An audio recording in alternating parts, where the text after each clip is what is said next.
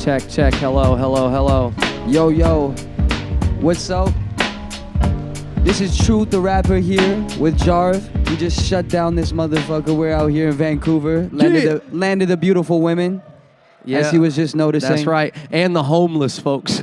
I shouldn't laugh at that. That's not very nice. It's not that funny, but we're right down here on East Hastings, right in the heart of it. You know, we really gave them the full Vancouver experience. Yeah, the bro. beautiful women and the not so beautiful, you know, East Side. But coming down off all that fentanyl was really tough, dude. I'm glad my set went well because I was feeling real fucked up earlier. That's why you were sweating. Okay. Yeah, bro. Yeah, bro. It wasn't the jumping around and the incredible athleticism before. Yeah, dude. It was the fentanyl, ladies and gentlemen. Yeah, bro. I was tweaking big time. Yo, but how did you enjoy Vancouver? How did you feel about Vancouver? Dude, Vancouver's sick. Actually, earlier before the show, I did take a little stroll because I wanted to buy a hat. I lost my favorite hat the other night. Oh, yeah. And I was like, I'm covering them. I'm holding this like a rapper. I'm like holding my over here. Let me like. It's almost like you're a rapper, yeah. Yeah, something like that. But so I was like, I need to find a hat. Right. So I went to this thrift store, like a vintage shop or some shit. You're like a thrift store hat type of guy. Like someone else's trash is your treasure for the hat. I hate to say it. I mean, it's kind of like. My hat before wasn't a thrift store hat. My friend Ben Buck gave it to me. It was an Antone's hat from Austin, Texas. Right. It was my favorite hat ever, and I fucking lost. I left it in Pueblo, Colorado, folks, and oh man, devastated. Are you the type of guy that wears the same like hat every day? Pretty much. I got it. Yeah, when I'm home, I got a couple like on deck that I'll rotate a little bit. But on the road, like I have one hat. I feel you, man. I feel you. I'm known for wearing the same hat like all the time. Yeah. That's the only thing I used to always wear a beanie too. I used to always wear this orange Death Wish beanie for like 4 years. Right, just coated in sweat at this point. Yeah, and eventually it got so like a beanie. It's elastic. Eventually it lost all its elasticity. It would just like sit on my head like a fucking oversized yarmulke. You want to know a secret though? You gotta wash it. If you wash it, and like dry it too, the elasticity comes back. Damn. But I might have just gave a secret away that you didn't wash. I gotta try that shit, bro. Yeah. The only reason I know that is because I was grubby. I was grubby. And at the time, I was working in a machine shop. The main reason I wore the hat all the time was because my hair was long. Right. Yeah. And that was the way they would like. They told me I had to wear a hat or like have a ponytail or some shit. And I'm like, well, I'm gonna fucking put my hair up. Yeah. So what kind of machine shop was that?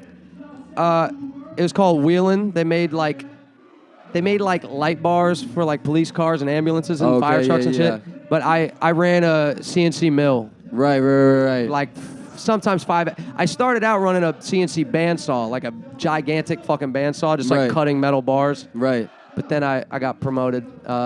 Right, we were just talking about how like that was a motivator for you for rap to get into rap, right? Yeah, some of us are running towards things and some of us are running away from things. Yeah, exactly, bro, exactly. But no, the machine shop was cool. Like all the dudes I worked with were awesome, and it gave me like a lot of perspective about life. I feel like as to like people being like. Hardworking, like blue collar type shit, like people being kind of poor and, I don't know. I don't even know what, like people being like, the way that we like chastise people for being like dumbasses. You know what I mean? It's like you got to give some people a little leeway to be a fucking idiot because all they know is working all the time in a shitty ass job. 100%. Yeah. So I developed some like, because I fucking was working all the time in a shitty ass job at that point. And now I'm doing the best job ever. And like, I realize how lucky I am to be in the position I am in right now. Do you feel like you pulled some work ethic and like some habits from, working that 9 to 5? Totally, bro. Like it, especially when I first quit, when I first like stopped working there, dude, I was like, non-stop in the studio, like every day, all day. I was making like 10 songs a week, dude. Just like busting ass, and it also taught me how to be clean. Like because my boss was the rule. You had to have like a clean workstation. Right. They would like fuck with you if you. They would be pissed if you didn't. Right. So that helped me. That helped me like organize even my thoughts. Right. When you organize like your surroundings, I feel like it helps you organize what the fuck you have to do in life. I don't know if you feel like this, but I feel like every time like I go to like use like my station like where I make my music and shit, like I feel like if it's dirty, I'm gonna make some trash. Like I feel like it's so hard to focus. I can't focus. I feel like tense. If the shit isn't like slick and nice. Right. Which people probably wouldn't think about with me. Like think of me because I look fucking crazy, but it's like I'm kind of a neat freak, honestly. I didn't used to be that one. Before I had this job, I really wasn't like my room was a mess all the time and shit. Once I started working at this place, I'm a tidy cat. I'm a tidy cat now, dude. Yeah, man. No, it's interesting because like I've been working since I was like I've had a job since I was like 11, 12 years old, and I like credit that to like all like the 11 or 12? Yeah, bro. What were you doing? I first started fucking picking cherries. Because I grew up like it was just like farmland. That's the only like thing you can do. So I was like out there with like the French like pickers from Quebec. Cherries? I was trying to make some money so I could. You know what I mean? I was trying to like you're like 12. I need some pussy. Yeah, for real. Like no, that's fucking awesome, dude. Your family owns a cherry farm or something? No, bro. Just like it's just like the town I grew up in. There's just like only orchards and a lake. So that was like dope, dude. Yeah, so I was out there, but I was the same type of shit, rural. Right. From area. Vermont, right? Yeah. Very woodsy. Yeah, man. So I know it's kind of like I feel like it's you know, if you're not someone that completely like embraces the outdoors, like you're gonna like find some weird shit. Right. To like figure. Totally. Do you feel like rap was like an escape for you, or like what was rap to you growing up like in Vermont? Not even an escape. I just like loved it since I was little. Right. Because I have. Pardon me. I'm the youngest of. I have two older sisters, and like significantly, like one's 7 years older, one's 9 years older, and like they always have me listening to fucking Wu-Tang and shit and DMX. Like when I was in fucking second or third grade, I was like, DMX is my favorite rapper. Right. Like all through elementary, DMX was my he was the GOAT to me. You already had opinions in it. Yeah, like bro. Top 5 and shit. And I recently saw, like last year was my 10-year anniversary of like my high school graduation. Right.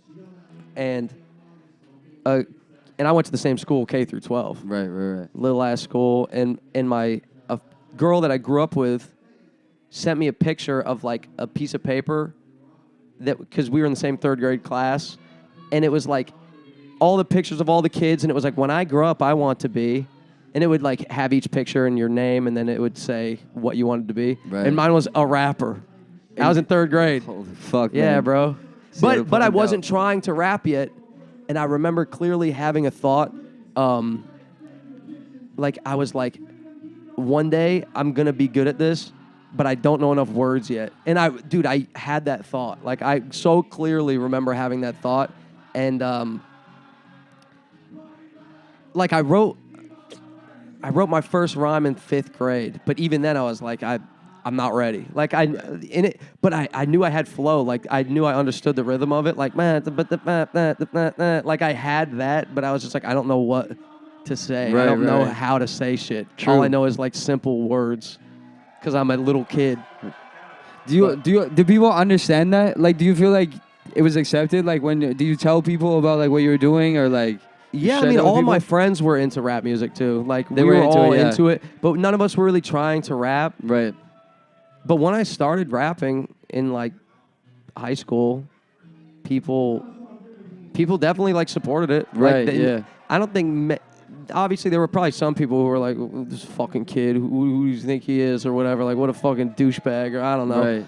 But most of the kids in school were like, that was fucking dope, dude. Right. Because I was like kind of good right from the beginning. Like, I wasn't great. Like I listen to that shit now and I'm just like, oh God. But there are moments where I like hit a flow that was like, psychotic, erotic, you know what I mean? And right. Yeah, oh, he gets it. Yeah. And nobody else was doing it in my school, so it was like, oh damn, this kid's randomly doing this, and it was like kind of dope.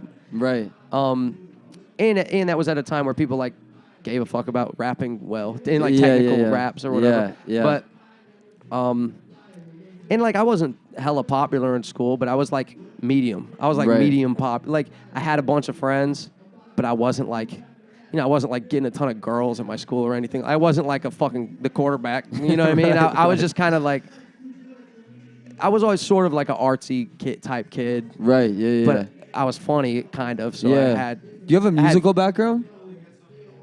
I played guitar since I was in middle school. Right. But my parents never like pushed me to do music. Right. But ever since I was a little kid, I was like, dude, I remember being in my room like singing to like Usher and shit, like playing Need for Speed Most Wanted, singing Usher. You know what I mean? Or like rapping till. I would always rap along to shit. Right, yeah, I guess like a musical background it could mean a lot of different things. Like my mom didn't have me doing like piano lessons, but I was like always into music. Right. And my mom loves music too, but she just never did anything musical. But like since I was a kid, like my mom was always like had tapes that she loved. Like she'd always listen to like jock jams and shit, and I would be in my car seat like pump up the jam, like a little kid, you know. Or the presidents of the United States. That was she loved the presidents of the United States, the B-52s, and jock jams. So those were like that was her holy trinity. Dude. Yeah. And that's all pretty good musical influences to me. And then once my sisters got a little older and got drug dealer boyfriends who were, you know, putting me on game a little bit like that. I've just always been obsessed with music, you know. Right. Yeah. Yeah, man. Well, it's interesting that like how those different influences can, you know, like amalgamate into what you are now. Like it's really interesting to like. I for some reason I would have thought that you would have had like some sort of like kind of like I don't know if it would be formal training, but just like the inflections that you do in your voice and the things you do with your voice. Well, I was actually a chorus kid all through school. Interesting. From 5th grade until my senior year, I didn't do it because my chorus teacher, he was like, you know, in school you have like that one teacher who like believes or like sees something in you. This was that dude, my chorus teacher. Yeah. But he left my school. He went to a different school because they've like fucked him over. You know, arts programs getting the shaft all the time. You know. Yeah. But so he went to a different school. So I was like, fucking, I'm doing chorus this year. Fuck that. Right. So my senior year, I didn't do it. But 5th grade to 12th to 11th grade, I did chorus with this dude. So he like, I could sing pretty good. Like I've always had kind of a decent singing voice and.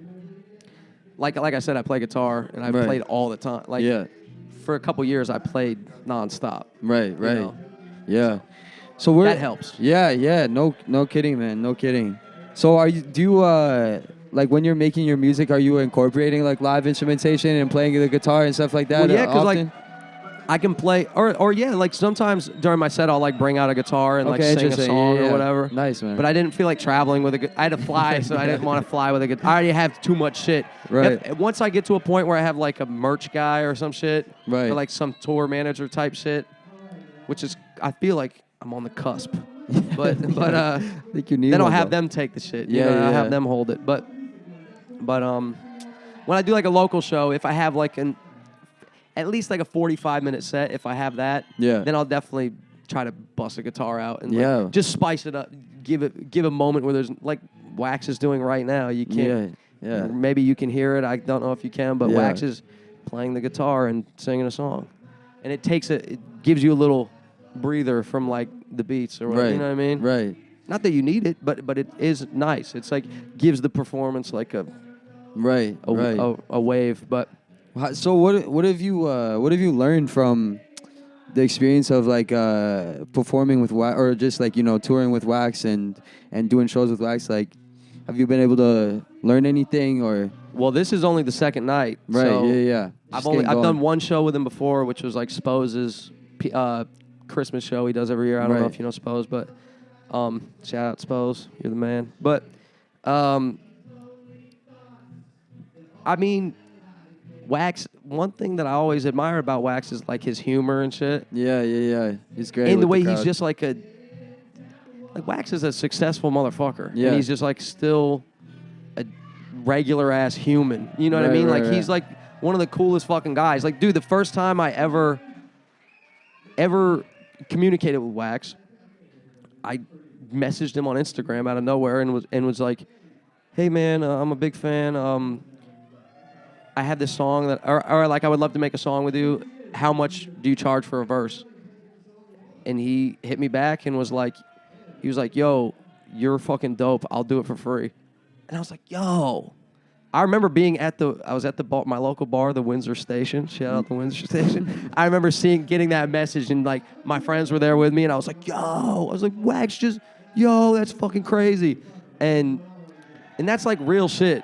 to be like that to some kid. And I wasn't, not that I'm like popping now, but I wasn't nearly what I am now then. You know? So like, that's just like the love of the music. You know, Wax loves what the fuck he does, and I feel like it's very apparent. And that's just something I admire. I don't know if that's something I learned from him, but it's like just something that inspires me about the way he operates, you know? No, that's...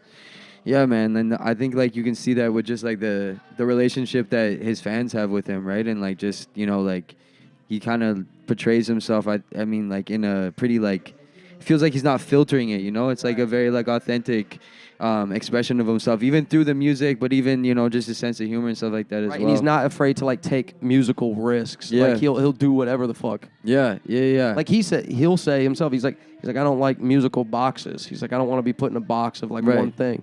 Where me, I'm kind of like sort of like a hip hop purist and shit. I'm just kind of like, like I have a bunch of like guitar shit that I've made. And I'm kind of like nervous to put it. Like, I'm like, how are my fans? It's almost like the opposite kind of thing. Like, I'm like, are they gonna accept you breaking out of that mold? Right. What they accepted you for? Or are they gonna think that I'm trying to like quit rap, like being a hip hop artist? But it's like, so do you find that there's kind of like tension around like wanting to experiment and then also like being a hip hop purist and not wanting to like almost disrespect it like hip hop because there's such a narrow kind of like idea of what I mean these days? I don't know. I feel like people don't give a fuck at all. Which is why about that. Which is why I feel like I'm more like we need to give a fuck about this. You know, but like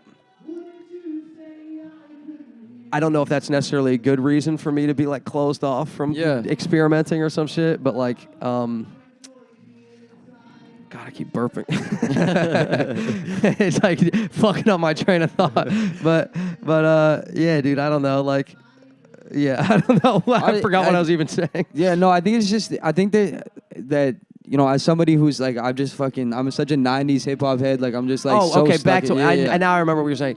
So, like, my thing with shit today is like, I feel like a lot of people don't, especially with hip hop, don't respect the history like they should. So that's like, my hip hop love, like, it just keeps getting older and older. Like, I'm just going back, and I'm in love with like sampling and records and shit. So it's like, I want to know everything about the history of music, you know, all of it. And like, as I get older, I'm like, you know, I'm loving like Big Daddy Kane and shit, and like, or even like fucking Melly Mel, hearing somebody rap like whoa with the whereas like maybe when I was younger I didn't get it or something, you know what I mean? I'm like, it's so simple or whatever, but it's like that shit is fucking dope. That's like the dopest shit to me now. Like, and I want to like spread that to people who don't feel this, like whether it's me trying to emulate that style. I don't necessarily want to like recreate shit that's already been done. I'm not like, I'm bringing the 90s back, or you know what I mean, or some shit like that. But it's like, I want to at least show the influence, and hopefully people will ask me my influences and I can tell them, and hopefully they'll get inspired to like look into shit the way that I have, you know what I mean? Yeah, man. Yeah, because you know, we were kind of having a conversation about this before, but it's like, you know, there's certain things that are just like, it's not necessarily like you know, like fucking going back to shit, or like, but there's like certain traditions that have like carried things forward, you know what I mean? That like sometimes I feel like can get lost, and then like, you know, people like us that give a fuck about like those the craft and like the purest mindset of it. It's like there's certain things about it that's just like, you're just an old head. You're just hating on the new whatever just because you don't understand it. But then there's also like, no, there's things like what we were talking about before, like not rapping over backing tracks, like you know, like having an actual show, like a performance, like that you practiced. Yeah, like so many rappers, I see them do their shit, and I'm just like, it's so apparent that they didn't practice. And it's like, what the fuck? If you actually care about this shit, how the fuck are you gonna just do it? You need to practice. If you give a fuck, like, what the fuck? You're gonna be a great basketball player and you just never practice? We talking about practice? But like, how the fuck are you gonna show up to the game and you don't know the fundamentals? Like, you're going to suck. Yeah, 100%. And that's why most of these rappers fucking suck. But it's like, a lot of people are okay with mediocre bullshit. But that's just because, like, I see it all the time at shows. It's like something is cool. It's like you're told that it's cool from the social media or whatever the fuck. And then you just accept it. It's like, I want to be cool. It's a bunch of insecure people being like, I want to be cool. Yeah. So I love this. Yeah. But it's like, you've never even, maybe these people never seen a fucking real hip hop show. Maybe, I don't know. Maybe they don't know how it's supposed to actually work. But it's like, you guys, Vancouver knows the fucking time. There's nothing like going to a rap show where people know, like, I'm rapping and they're like, go. Yeah. And they're like jumping and putting their hands up without me saying, put your fucking hands up. Which I don't really do that anyways, but no shame to people who do. But like, they knew how to be a hip hop audience, which is something that's lost on people. Yeah, you know? Yeah. Like, you can tell that you guys are like a hip hop town. And what is it again? The month or weekly night? Icon Hip Hop. Icon Hip Hop. It's obvious that you guys have built a fucking real community of like hip hop heads, and everybody grows when you do that shit. Like, it takes somebody to like make it happen, to like make the weeklies happen. Right. Like, back in Vermont and like New England, there's a couple weeklies and bi-weeklies and monthlies or whatever, and it's like those are imperative, you know. And then it helps if there's one here and there's one 2 hours away. It helps local artists tour and get to different cities and shit. Absolutely. Like, it's imperative, bro. It's imperative. Yeah, because that's one of those things I feel like that's been lost, is like we consume so much and interact with the culture through the digital media that you kind of forget that like the in-person community aspect of it is such a huge thing, right? And like, I think it's the whole thing. In hip-hop, it's like it's at least because that's how it started. Yeah. It was just DJs playing break beats and people just dancing because they didn't have money to buy a fucking leisure suit to get into the disco club. You know what I mean? It's like, it was about the moment, the live moment. And it's like, the fact that that's lost on people is like disheartening to me. So that's especially why I do extra, you know, I'm doing beats and shit live because I'm like, I want to give people a show and be like, this is what hip hop, in my opinion, should be. Not to say it should be like me, the way I do it, but like, it should be people giving a fuck about what the fuck they're doing and the shit that they're giving to people. It should be like an energy exchange rather than some dude just on stage and like, just like high on pills. Yeah. It's like, what the fuck is this? Yeah. Or, you know, it's like, I saw Ice Spice. I saw somebody post a video of Ice Spice from a concert, and they're like, yes, queen, or whatever the fuck. And it's like, bro, she's rapping like 1/8 of her lyrics. She's just dancing. Yeah. She's just dancing and shaking her ass on stage, and then once in a while, her vocal track's just playing. And I'm like, why don't you just go to a strip club? Yeah. It's way better. Yeah, exactly. You get to see pussy and tits. Why the fuck are you going to pay fucking $60 to see a girl dance erotically? Just go to the fucking strip club. I don't understand. Right? Female MCs, cover yourselves up. But for real, honestly, a little bit. But I mean, Ice Spice is hot. I dig the Raggedy Ann shit, whatever. Her hair, the afro, the orange cute. afro. But it's like, with that? it reminds me of like Raggedy Ann, but that's maybe cut that part out.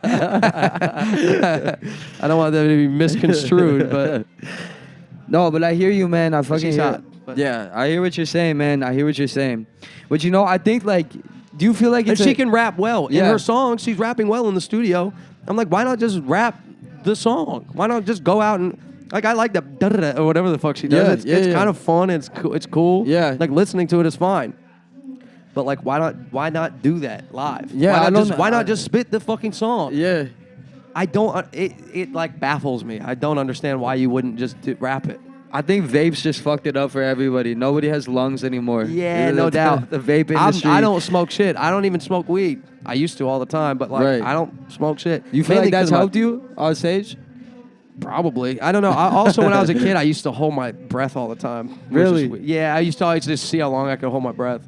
That's weird, bro. Which is weird. Yeah. One thing the weirdest thing, I feel like this is makes me seem like a mental case since I was a kid, but which I probably am. But there's this covered bridge in my town that goes over the Connecticut River from Vermont to New Hampshire, and I think it's the world's largest or the world's longest single span covered bridge. It might just be the United States, but I think it's the world. I'm pretty sure it's the world. Whatever. Shout out to Windsor, Vermont. But whenever we would go through that when I was a little kid driving, it kind of reminded me of like a castle. The way it's like it's a wooden, so it's like crosshatched and there's like these little windows. I don't know. It looked weird. It reminded me of a castle. So I would, as we were going into it, I would go take a big breath, and the whole way through the bridge I would go dragon, dragon, dragon, dragon, dragon, dragon. It's nuts, dude. It's nuts. But I would like just say dragon over and over again the whole way through the bridge. On one breath. Yeah, on one breath. Yeah. And I think that like because that's kind of my thing on stage is I can like do the mentally embedded in every one of them like forever. Right. Well, it's 8 bars, but like I feel like maybe that's why I can do it. Maybe because as a young ute, I fucking was just putting myself through the gauntlet, dude, going through the covered bridge on the way to Cornish. Being chased by a fucking dragon. But I wasn't even saying it like scary. I was just going like, it was like a physical challenge. I was just going, dragon, dragon, dragon, dragon. It was just like holding your breath to me. I was just like, so dragon, dragon, dragon. Yeah, no, it is weird. You're going to say weird, but it is weird. It's not interesting. It's fucking weird. It's just weird. But but I think that might be the reason. And like in a pool. Oh, shit. Peace out, Icon Hip Hop. Love you. Got this shit. Kill it, bro.